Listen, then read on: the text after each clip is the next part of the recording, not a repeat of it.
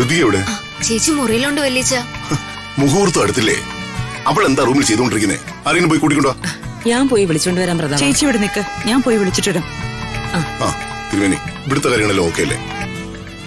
മോളെ ഋതു, മോളെ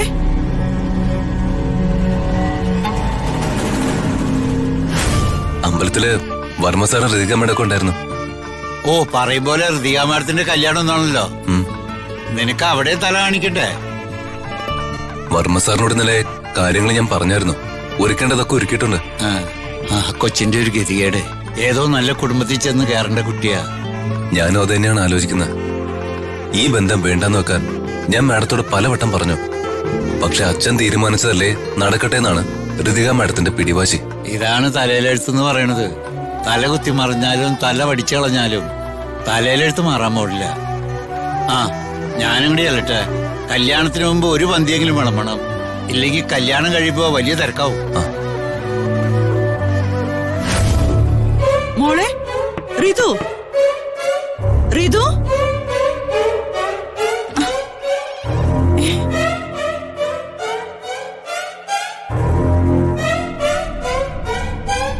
ഋതു,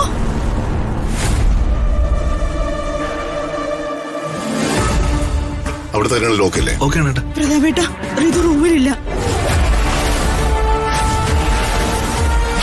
റൂമിലില്ലെന്നോ? റൂമിലില്ലെങ്കിൽ വേറെ ഒരിടത്ത് കാണും. നോക്ക്, എല്ലായിടത്തും നോക്ക്. നമുക്ക് നോക്കാം. ചേച്ചി പോയി നോക്ക്. ഋതു, മോളെ ഋതു.